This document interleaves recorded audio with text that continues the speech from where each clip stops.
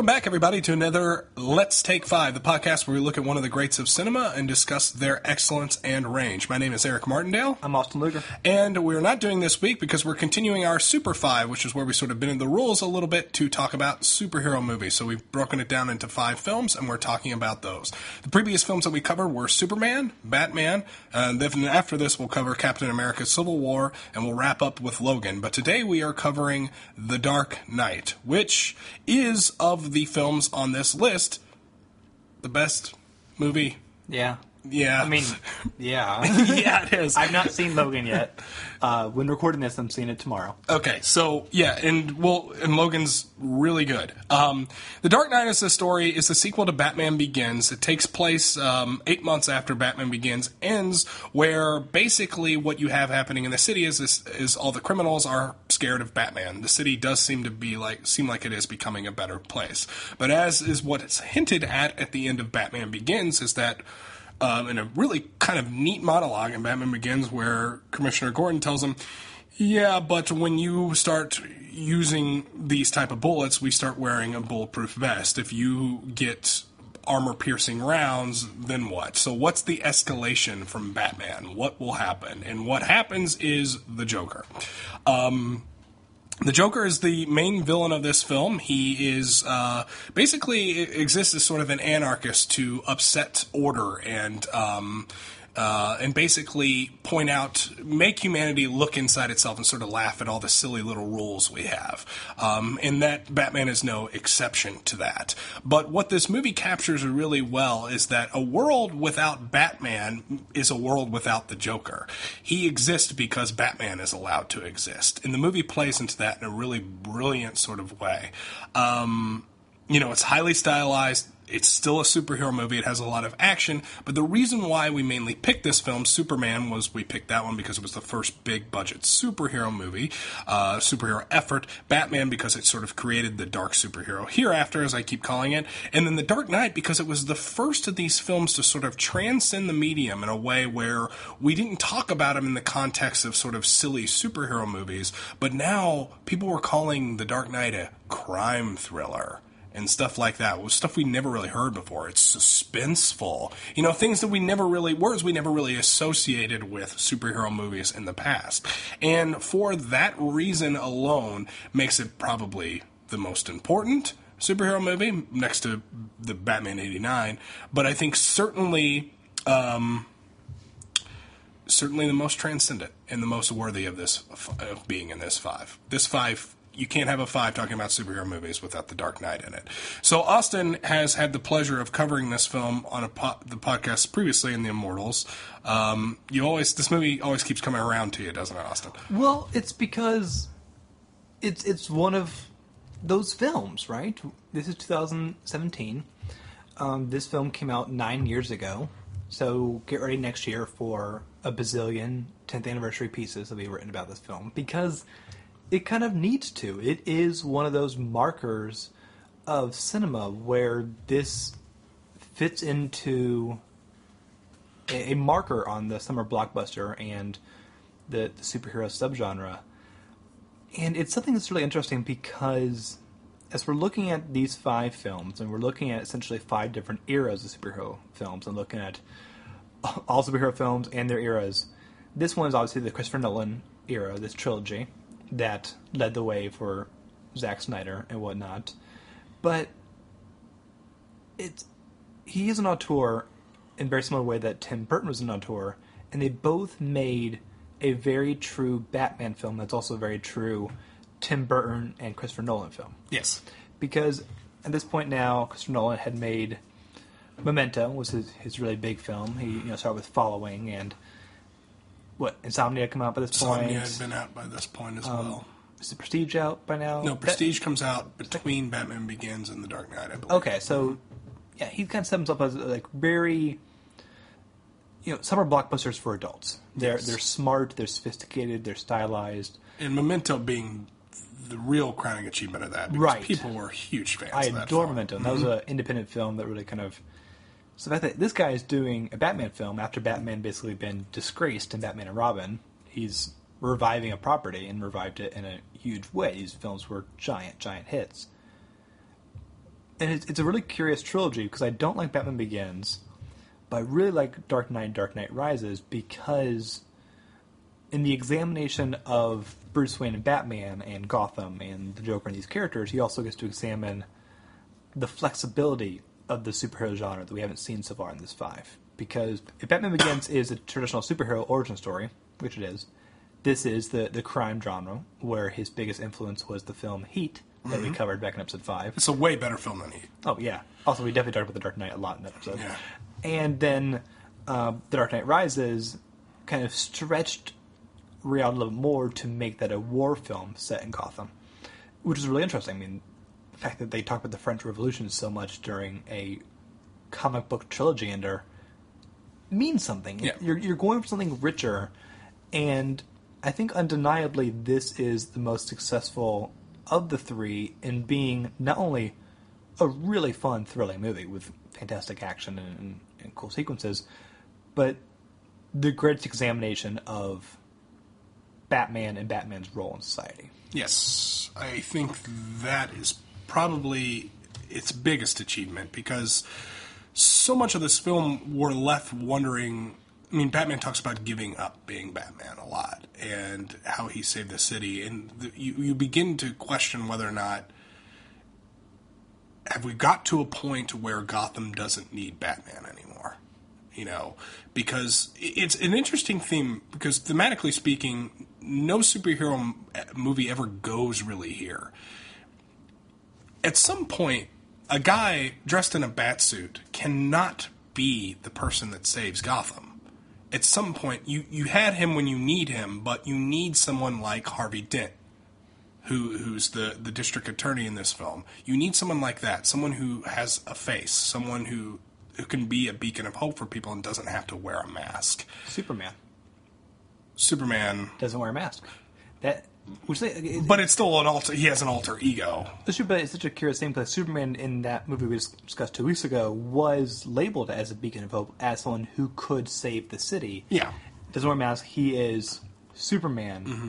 Batman is a symbol of fear to enable change. Sure, so it's that. Okay, so he can't be that. He can't be that, and so he has to. Because he also has a personal life that he's having to basically just put on hold too. So he's got to a point where he thinks he's successfully made it to where, like, okay, the city may not need Batman anymore. I'm going to turn it over to Harvey Dent. And that area of not just Batman, but of superheroes is not something that's really dabbled into much. I mean, we've had superheroes like be reluctant heroes and whatnot, but the Batcave's not even in this movie. I mean, and granted it's blown up, but like wants to give it up. He wants to have a love life. He wants to stop doing this to himself every day. He comes home with these huge bruises and all this. Like, he wants to move on from this. And I think that's such an interesting place to pick up Batman in his life, because we never see a Batman like that.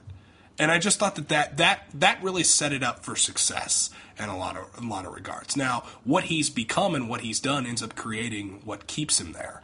Once you get locked into the situation, because now you're not the hero Gotham deserves, but you're the hero that Gotham needs, and then you're stuck. It's like endless war. Well, and this plays off a little bit because I actually read a few Batman comics. I've read a whole one Superman comic. My favorite one is Batman Year One, which kind of touches upon these themes of, like, here Batman in his early days when criminals are normal, and now you're adding these weird variables, and now criminals have to defeat the weird variables, and now you have to defeat that. It's inevitability towards destruction, basically. Right. Just keep going. And the thing that kind of plays out in superhero stories and in mystery novels is that crime doesn't end. Like, no one creates a utopia at the end. That doesn't happen. You have to kind of keep responding to the next thing. And Batman doesn't necessarily want to live in a world without Batman. Batman wants to live in a world where there's the next thing. And he wants that to be a Mr. Smith Goes to Washington-like politician who... Because that is the role of the politician. The politician is to serve the people and to create a government to protect the people. That's what the role is. And the politicians have woefully failed here. Sure. So you needed someone like Batman to reset the balance. But unfortunately, Batman doesn't do that. He creates more chaos because the norms change. He doesn't create chaos. He creates a new structure of which he is essential. Yes. Okay. Because there is now a thing of like... Now we're relying on Batman instead of relying on the systems. Exactly. Yeah. He is now the system, and I think this film is about him recognizing that, and recognizing that it needs to be a healthier system, not only for his own physical and mental health, because he's still crazy. Yes, and that's given its due in these films too. I think, to probably a lesser degree than perhaps Tim Burton's Batman, but you can never. It's always there. Like, he is a man that dresses up in a batsuit to terrorize people. That is what Batman does. This is our hero. He's psychologically damaged, severely psychologically damaged. So when he's put up against someone who's the same sort of freak, which is quoting the Joker, the concoction is volatile to the likes of which we've never seen in comic book films. They mirror each other oddly pretty well. And that argument had never really worked for me until this film, because that's always kind of said about a lot of like major hero nemesis, that Superman, Lex Luthor, or Moriarty and Sherlock. Moriarty and Sherlock, the Doctor and the Daleks. Those didn't. Sometimes it's like, okay, just their main villain doesn't really fully fit, and a bat and a clown are not like images. Yeah, there's no like that. But with this, and this is Heath Ledger as the Joker, to me is such an incredible performance, and there's a reason it's so iconic. Certainly so. Won an Oscar too, with the second ever posthumous Oscar. It represents something where, as opposed, I'm not going to compare it over and over again, but opposed to Jack Nicholson's Joker and any other Joker, this Joker truly doesn't care if he dies, because he is so invested in the concept of anarchy and breaking any sort of normalcy. To corrupt what is not corruptible. Yeah. That's he wants to show you these systems are absolutely absurd. And even self-preservation, he's happy to mock. He wants Batman to kill him, because that breaks his rule. That corrupts Batman. Batman would never be the same after he killed the Joker. That would effectively end him as a symbol and end what he stands for, which dying for is totally worth it. That's the last pillar of Gotham right there, and you would then break it to pieces. Yeah, and he'd be happy to die in the situation, and he's actually laughing when he's thrown off the building at the end. Because also that means you said I can go do more things. I did not say I was going to reform. I didn't even say I was going to be good. You just said you couldn't kill me, so I'm going to get out, and I'm going to do more bad things. Yeah. And that's fascinating, and that's what Nolan is wanting to explore the most. And I really like that this movie is filled with consequences, and something that, like, it's a very simple thing that I don't know why more films don't do, is because we're obsessed with, like, the villains and the poster thing. It's really great to see the Scarecrow in the first couple scenes, as he's doing like a very low key, not worthy of its own movie crime, and just gets immediately defeated by Batman. Yeah, he's still out there. He's still doing things. These criminals don't just like go away. They just keep adding up. So this is maybe the best film ever with multiple villains, because that's what it's about. He gets thrown aside. It's one scene. And it's actually pretty funny and awesome that he's there, because the world feels more real.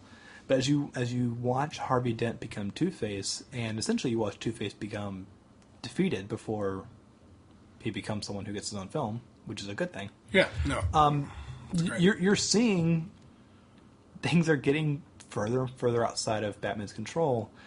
Which all exist because Batman exists. Exactly. And now, like, the one person he cares about, which was never a really strong romance anyway, she's dead. Well, it's not a strong romance because she doesn't feel the same way about him. That's true. Yeah, you know, it's not about. This is literally not a Bruce Wayne about connecting with people. In fact, I really enjoyed the role of Alfred in this trilogy because Alfred serves as a therapist, whereas Alfred in the other 4 Batman films is a father, is a friend, someone who's picking up your toys in your room. Again, really good performance and good character for those films. Yeah. Michael Caine is worried about the sanity and the morality of Bruce Wayne. If he doesn't say anything, he may be gone. Yeah, he's worried that there are lines that he's going to cross. There's desperation. Yes, and that's accented to its peak in Dark Knight Rises, which is effectively done, and that's the way it should be. It's the 3rd film. But this film, to me, this is I'm going to get really lofty here. This is the best movie to come out of post 9/11 paranoia and kind of be about that. This is terrorism, and done effective in a way that I don't think would have existed pre 9/11. Well, sure. No, it's definitely fits into those kind of great post 9/11 films that it's there. It's part of it. I mean, the Patriot Act is a major part of this film. Yes, and it is. It's not just going Chinese evil kind of thing. No, it's saying it's really complicated, and we're living in complicated times of when is it right to security, privacy, that whole argument. You're going against the freedom of those you're willing to protect for their freedom. And it's really upsetting. And even today, as we're now far away from 9/11, we don't have those answers because it's still really, really complicated. Well, or we can't agree on. We can't agree on them. That's better. Because there are answers, but it's whether we agree on them or not, more so. And that adds a moral complexity to Batman that didn't need to exist until he met someone like the Joker. Exactly. But he was building it. Oh, yeah. He was just in case. Yeah. And that shows more of his role as a vigilante than I've seen in a superhero film, because in fact he's the only real superhero we talk about vigilante towards. I mean, all these guys are. It's a good point. Thor is. We don't want to talk about that. We don't talk about him as much. But this we do because, especially in Dark Knight, he's serving as... It was a one-man police force, now he's a one-man government with no checks and balances. In fact, checks and balances are just his friends hoping he's listening today. And then at some point he becomes... basically, it's like we talked about earlier, Batman becomes the system. Yes. He's the mayor, he's the police captain, he's the crime scene investigator, he's judge, he's jury, he's all these things. And this isn't good. This is not what he envisioned he would need to be in order to protect this city.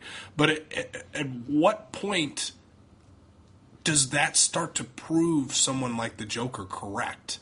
And that's as far as these systems being kind of foolhardy and to quote the Joker, I could kill the mayor and everyone will freak out. A truckload of soldiers I could blow up in Iraq and no one cares because that's what's part of the plan. And when we lose these systems, how that affects us, and thematically speaking, as a post 9/11 film, I just feel like it pushed all the right buttons as far as that paranoia, as far as that sense of, someone can walk in here with a gun right now, or we got to close the bridges, we got to take the ferries out because we can't evacuate people in time, and. Even a judge is murdered in this film. Oh, yeah. Yeah, you got car bombs, you got stuff like that. This is serious stuff. And when your beacon of hope in a city has to be the district attorney, yeah, that says something too. And I just felt like it was done. And none of this stuff we're talking about makes you think comic book movie. No. And that's why it's the transcendent film. That's why it will endure forever. It fits the tone in a way that none other does. I really like Dark Knight Rises. I think it's a really incredible film. But that one feels more like a Batman movie. I agree. And I still like it a lot. More like a Bruce Wayne movie, actually, but yeah. Probably, but I meant in a way of I know what you mean. He's a Batcopter. So, yeah. It's cool. Yeah. But in this one, the one thing that that wins with Batman over the Joker in a way that's really wonderfully unexpected, because it actually worked as a twist in the theaters, is the result of the famous psychological puzzle of the two boats. Yeah. You know, you'll both live if you do nothing, but if you press the button, the boat blows up, vice versa. So you could blow up any second based on what strangers will do to you. Mm-hmm. And, I mean, I didn't see coming that they were all good people, because Nolan put a fun twist on the whole thing,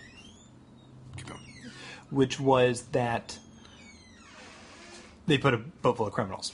Yeah. They added the class and the fear of kind of the unknown and the convicted. What will those who we've labeled the monsters? Well, the scariest guy. I mean, he's enormous guy. He's tattooed. Dude, yeah. One of his eyes is like, like he's blind. Is the guy that decides we're not blowing anybody up. Right. He's the guy that does that. It's the only thing that the Joker doesn't foresee, and that is essentially the more abstract thing that Batman's been looking for the entire film, which is the good to come out of the people. And much like The Wire, a thing everyone compares superhero films to. Sure. It's so much harder and perhaps impossible to change the institution, but the people are sometimes what you can rely on. And it's in that moment, that's where the Joker's defeated. Yeah. Because the Joker then decides he's going to blow up both the boats anyway and just kill them. He cheats. And if he's going to cheat, he loses. And that's showing his true character there in a way that we've not seen, because everything's gone according to plan for the Joker. In that moment, that's when he loses. And that's so brilliant, because it doesn't have anything to do with Batman. It's a Gotham thing. It's a humanity thing. And again, that is escaping what is packed around a comic book movie. Well, I'm going to do the devil's advocate with that. And does the Joker truly lose in that moment? Because if he cheats and blows up both boats, won't that create fear that will not allow people to do it in the future? I don't think so. I think it kind of fits within his broken code of having no code. I don't think so. I think that the point is that people aren't... it's basically whether or not you're looking at it like not everyone shares your worldview. You can't just thread that needle just because you're scaring people. I agree. Like I think that courage under fire type thing. It's that flight or flight type thing. I think it works really effectively here in a way that the Joker did not expect. I mean, it's as Batman says to him here. He goes, "You really thought? What was your point? Just to show people were as crazy as you are? I mean, was that really the point?" Mm-hmm. And this comes right after Batman throws him off a building. Him thinking now, I've corrupted the incorruptible, and then he saves his life too. So the Joker woefully gets defeated here on both accounts. Batman doesn't kill him, and then the two boats don't blow each other up. That's the loss. The ace in the hole is Harvey Dent. He corrupts Harvey Dent. Yeah. What do you think of Harvey Dent in this movie? Because it's the most comic booky thing, I think, in the Dark Knight trilogy. I guess so. It's in the least amount comic book movie. In this one, sure. I mean, there's some other ones in the first and third film, but like this one with Harvey Dent, I find. I mean, as far as a visual, the guy's walking around with half his face off. It's true. Also, so gross. Like, I'm still shocked that's not R-rated, because like it is so gross to like watch like a few tendons to be attached and others aren't. I think I saw like a photo of it online before moving. Like, that can't be real, because there's no way that Christopher Nolan's going to go that route. Because I remember people didn't think, because it was always supposed to be realistic. Yeah. The realistic Batman. People didn't think he'd go that far with it. And it's really gross. And I mean, so much of the Two-Face is about the obviously the duality, chance, and these elements. And I liked it because I bought it. I bought it to where I understood who Harvey Dent was. The film genuinely had me root for Harvey Dent. I wasn't just waiting for him to get burned. They burned him in a rather surprising way, narratively, because the Joker cheated at his own narrative, and that was genius to lie about the addresses. And it fit in a way of like he's now at a point where he can't be redeemed, and he is broken, and action has to be done, and that added a heartbreak element to it that worked. I mean, to me, it was a really interesting use. I didn't need him to live to have him. I don't think he works outside this film. No, I think he's so quintessential to the arc of the Joker in this film, and the arc of Batman, the arc of, quite frankly, of Gotham. Yeah, that he wouldn't work outside the context of this film. And I have heard that originally, I mean, obviously Heath Ledger died, but the original plan was to have the Joker back for the third one. I heard that. Yeah, and then Harvey Dent's gone in this one, but the Joker back in the next one, and it does kind of set that up in the line that Heath Ledger or the Joker delivers, saying, I think we're destined to do this forever. Yeah, which is basically the last thing he says. It's a bummer that didn't continue. Yeah. I think Bane's philosophy is interesting to have. I think Bane's great as well. I mean, it would have been dumb to have any other actor try to replace Heath Ledger. Yeah, I've gone back and forth on that. I have too. I think I'm now kind of stuck with don't recast, if only because I'd be cool if Christopher Nolan wrote a novel of the fourth Batman story. You know what's dumb to me is that he's not mentioned in The Dark Knight Rises. The Joker should be. You can't ignore the fact that Joker existed. That was a huge That's fair. thing. That's fair. He's literally, they don't say the words "the Joker" in The Dark Knight Rises. That's weird for me. Not just from a perspective, and I understand you want to respect Heath Ledger, your friend. I get that, but just from a linear flow through, it seems odd to. Would it be an insecure thing where it's more about you don't want to mention the cool kid who's not the party? Because then you're going why isn't the cool kid here? Well, I mean, everyone knew Heath Ledger was dead. I mean, well, I know, but if you ever want to talk about the Joker and okay, I guess we'll stick with it's a Batman movie, though. Yeah. You had the Joker in it. It just seems. I mean, I don't know. I feel like it should have at least been mentioned. So Christopher Nolan made this trilogy, and it really kind of it didn't entirely change the genre like I hoped it would, but it made a difference where we were going for something more. No, The Avengers was the movie that ended up changing it. It did, yeah. Which is oddly, Iron Man came out 2 months earlier before this. Yeah, it came out 2 months, and I didn't care about it as soon as The Dark Knight came out. That's fine, but. So this trilogy, I mean, we want to mark this as an era.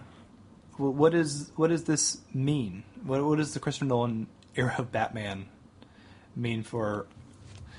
It's a now staple of Batman of his whole 75-year range. Well, it means. I think it means something on a level of film history. I think it's bigger than superheroes. I think at this point we look back, and I know you're not a big fan of Batman Begins, but I think in general people will look back on the Dark Knight trilogy as one of the best trilogies ever made.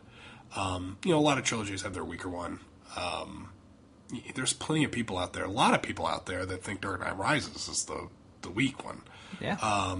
I think that's nuts. I think Dark Knight Rises is great. I want to watch it right now. But I think, you'll look back and say that. I mean, Back to the Future has Back to the Future 3, Lord of the Rings has The Two Towers, Godfather has Godfather 3, Indiana Jones has Temple of Doom because we don't count the fourth one. So I think what its place in cinemas will be that great action movie trilogy. I think that's what it is. I think it's sort of supplanted Die Hard and all those type of movies that came before it. But I think that's what it is, and I think that it's that transcendence. I know I've used that word a lot, but this was the movie that told us comic book movies can be more than comic book movies. They can be suspenseful. They can be scary. They can be violent. They can be suspenseful. They can be that crime thriller. That's what I kept hearing, crime thriller. And then they can be a war movie. They can have that. The themes of deterrence and escalation. They can be sophisticated. They can be smart. They can have good villains. All that stuff with different points of view and different worldviews. They can have complex characters in a way that I don't think really exist outside these films. And I really like the Marvel films, and they do dabble in that type of stuff, but no one has introduced the complexity of a character like the Joker, or even Batman. Well, I think for me, what really kind of makes this stand apart is a lot of what you're saying, and I'm also gonna say the only thing that's happened since then that's hit the same mark for me is the new FX TV show Legion, which is about the X-Men series. But when I was thinking about this film, in addition to the other two that we've watched recently, I thought about Doctor Who, because I always do. and it's back on right now, so I have to. But because Doctor Who, you have this character, and it's always existed as a TV medium. So whenever there is a new showrunner from the past 50 plus years, they are the ones adding to the new main thing, and all the books, audio, yada yada, are all secondary. These are all things that were created from comics. And the Batman comics been on for 75 years, Superman comics been on for even longer, and they're the ones who are adding new characters, new ideas, new themes. A lot of times, superhero films sometimes feel lacking to me because they are trying to catch up to things that the comics have already done. They're just adapting.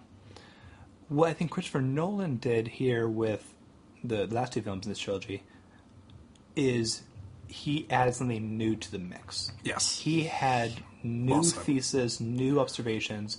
He was doing something new. And of course we are saying this is, he's influenced by year one. And influence is different. He wasn't adapting. Yeah. This feels like Christopher Nolan got to play with one of the best characters out there, and he wanted to make something new. And that's something that I'm not seeing from the past two films we've had, and at least one film coming up. Still haven't seen Logan. And that's, I think, to me, is really special. I would love to see more of that. Yeah, and it's kind of those, when I'm watching Marvel movies, I can tend to doze a little bit during the action sometimes, whereas in here, there's a danger in these movies that I don't feel like exists in other comic book movies. When Batman gets bit by a dog in this film and then throws it, and then he hops onto the car and then hits a post and falls off, and then he stands up and he's lumbering and he's got all these bruises, and it gives a mortality to the character too that I don't think other superhero movies did. I think maybe that's one of the larger influences going forward about other kind of superhero films, that I think it recognized that practical effects superhero films help. Yeah. I mean, the bus flipping over. Oh my gosh. The truck, semi, yeah. It is incredible. All these kind of elements are really good, and when I think of my favorite Marvel fight scenes, they're the ones that feel more tangible. I agree. It's, when the car is being invaded in Winter Soldier. I was right about to say the same thing. Yeah. That's actually it. The whole "come on, hit me" part with Wayne Tower right there, and then Batman driving at him, and then he swerves because he can't hit him. That was their relationship in one scene, and that's never been, for a Batman fanboy that I am, it's never been, it'll never be duplicated. I'll never feel the way I felt about a movie that I felt about this one going into it. I wouldn't think it was going to be bad. So I did like Batman Begins, and I spent the day watching some old Batman films and go, oh god, they're all bad. They're gonna, if this is the Hamlet of superhero films. I love that we're young, because I had a thought the other day about Doctor Who. It's back on now. I'll tell you this. I realized that unless something happens to me, I'm going to live to see the 100th anniversary special of Doctor Who. It's going to be 12 more Doctors. Realize so much coming up. There's going to be 30 more Batman films while we're alive. And my hope is still that Vince Gilligan of Breaking Bad fame gets to make a $30 million one, because it's going to be the best movie ever. I want a low-key detective Batman film by the creator of Breaking Bad. This is the closest you got to it. I know. Luckily, it's perfect, so. Yeah. That about wraps it up, huh? I think so. Should I take us out of here this time? Do it. Okay, so So there's another podcast on the network. There's 2 other podcasts on the network. There are. I haven't done this in a while. I keep taking over. No big deal. There was also the Immortals on the podcast, and this week, we'll tell them what the Immortals is, Austin. Immortals is a podcast where myself and 4 others review the 1001 movies, albums, food, songs, children's books, and TV shows that you must consume before you die. And the stuff you're covering this week are Fireman's Ball, Group Sex, and Red Shoe Diaries. Yeah, it's a sexy one. I've seen that film. And then Adam... Czech comedy? Yeah. Yeah, it's good. Yeah. I haven't recorded this episode yet, but yeah, it's good. Okay. Why don't you tell them about Adam Surdom? This is why I don't do it. I'm realizing it now. Adam Surdom is the other podcast that I am not on. This is where the pop culture legal team, where 2 bona fide lawyers and always a special guest, take a fictional film and they examine the real-life law implications that are in the film. And this is now their 5th episode, and they are covering the film Gattaca, which is a lot about personal privacy and what the government could do to your DNA. Kind of Dark Knight theming. It's same shadows. If you want to reach out to us at Let's Take 5 at theartimmortal.com. You can also tweet at the Immortals Pod. And you can leave a comment at theartimmortal.com. And if you'd like to say hi to me, check out my YouTube channel, which is Constant Diversion. You can check me out on there. I cover video games. And let's see what else here. Oh, one last thing. It's absolutely absurd this film wasn't nominated for Best Picture. It was nominated for 8 Academy Awards, but it didn't get nominated for Best Picture. I would bet it was nominated for more awards this year than any other film that was nominated. Maybe. I think so. Sometimes I had a lot of technical ones. Did it? Yeah. Anyway, regardless, we beat our night for a bunch of them. Well, I know, but Benjamin Button did. Regardless, this was the. Well, they changed the rules. They changed the rules of the Oscars because of this film. So before this film, it was 5 movies, and now it's whatever the hell they feel like. Well, it's because it was nominated for Best Film for the Producers Guild Awards, Directors Guild Awards, and the Writers Guild Award, and maybe the acting. I don't know. Basically, all the big indicators for Best Picture ever, but not the Academy. They go, oh wait, the Academy's a dork, and they go, oh, but we did District 9 the next year. Look, we're cool, guys. Which was totally... Yeah, okay. Yeah, we're going down a road here. Anyway, so that wraps us up. Yep. My name's Eric Martindale. I'm Austin Nigger. Bye-bye, everyone. Bye. Birdman sucks.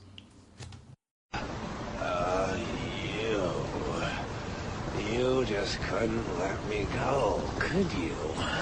This is what happens when an unstoppable force meets an immovable object. You truly are incorruptible, aren't you? Huh? You won't kill me out of some misplaced sense of self-righteousness. And I won't kill you because you're just too much fun.